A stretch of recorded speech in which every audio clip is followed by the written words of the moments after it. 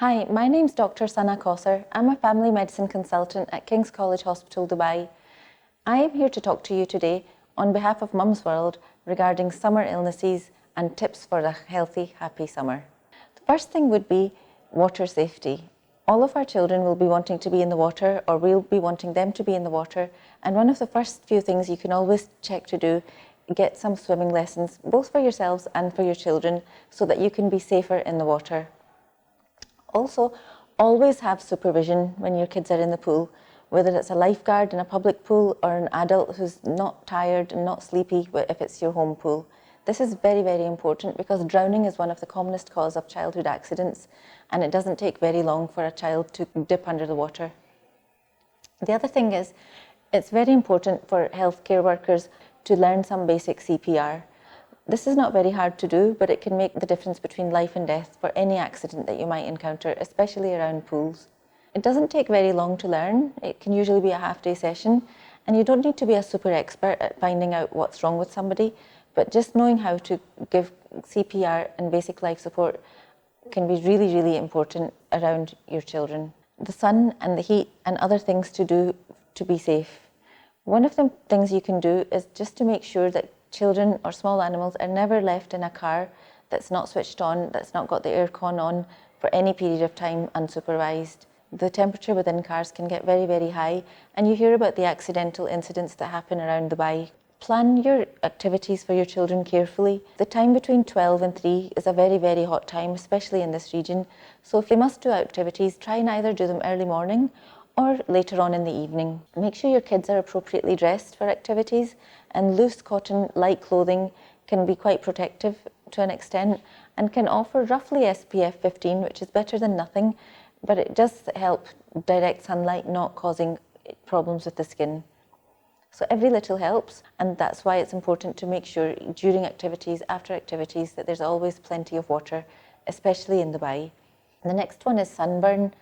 Now, sunburn is when the sun's been on the skin, usually lighter skin, but it can happen to everyone, and it leaves a redness, and actually it can be very, very painful, and your skin can get very inflamed.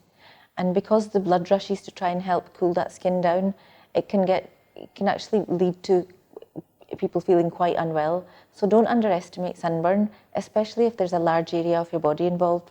This is equally important for kids and adults, but kids have, less fluids in their body to begin with, so they can run into trouble a lot sooner.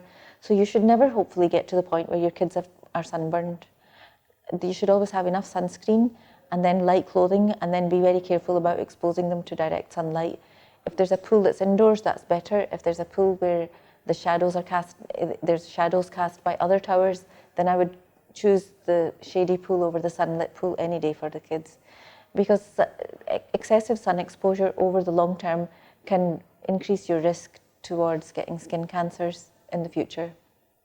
And also, the fact that you're getting tanned quite often means that your body's making a protection against sunlight, because that melanin darkens your skin. The next thing is, some people can get heat cramps, where your body will get crampy and sweaty. And again, this is related to dehydration and not knowing that you're running into dehydration.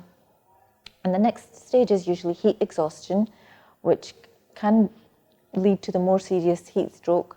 And it involves when children might feel dizzy, they might feel nauseous, their body might feel tired, they might faint, and just feel not quite right. So if you see your child and they're not fitting into anything in particular, they might even have a slight temperature at this point, they might be a little bit confused or not themselves, getting drowsy, then you really need to seek medical help, because that means that it's moved from heat exhaustion to heat stroke, which obviously can be quite dangerous and needs to be managed properly. So that's my basic tips about summer health. And the other thing to remember is, if you go to any tropical countries, don't forget the mosquito care. Don't forget to keep your body covered up and take mosquito repellent. And don't ever forget your sunscreen, obviously, wherever you go. Please like and share this video. It's better to be safe than sorry this summer and every summer.